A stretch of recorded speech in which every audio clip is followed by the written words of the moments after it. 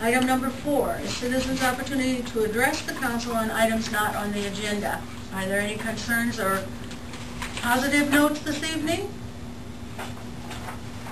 I just had wanted to give you an update. When Dee Winchell was in town and brought her structural engineer with her, I actually went through the building with the structural engineer and listened to what she had to say, and also took her over to the details building and the gift heap building so that she could assess the basements in those buildings as well, because the council was concerned about the structures and what it would take as far as the infill once the building was down and some of those concerns.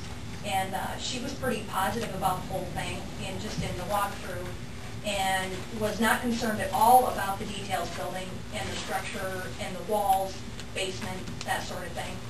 And excuse me, who's she? the structural engineer. Okay. Yeah, I the didn't know if structural we're talking engineer was a about female. this one, so, okay. Yep. And She so, brought her own. yeah, she brought her own. Okay, I didn't know who. engineer. Yeah, I'm about, sorry. when was that? Do you remember? Roughly 2 weeks ago. 2 weeks ago today? Yeah. And so her question that she had that I haven't been able to answer for them is she wanted to know when the gift heap building was built and when the Winchell building was built. Because if the gift heap building was in fact there first, then there are absolutely no concerns about the gift heap building relying on the structure of the Matt Shoes building or the Winchell building for support. But thus far, when you look at the assessor's records, the only thing they have on there, I believe, both of them say they were built in 1900. I'm not sure that that's correct information, but that's probably the best they can do as far as the county records go. But if anybody would have any other way of figuring that out, I guess the only other thing that they can do is if they have some concerns about the structure, is she said they can actually build a support in the hole before, prior to packing that in. They wouldn't have to do anything inside the gift heap building at all. So she said they can build support inside the hole before it's filled in.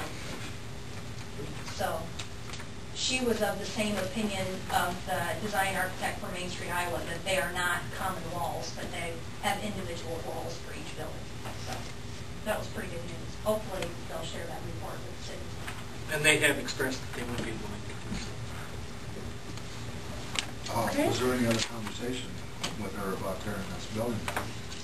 You know, while I was walking through with the structural engineer, Shirley was outside talking to Dee Winchell.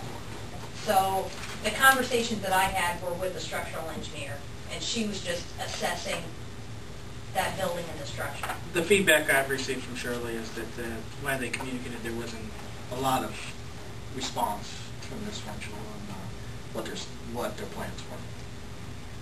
Was not. There was not.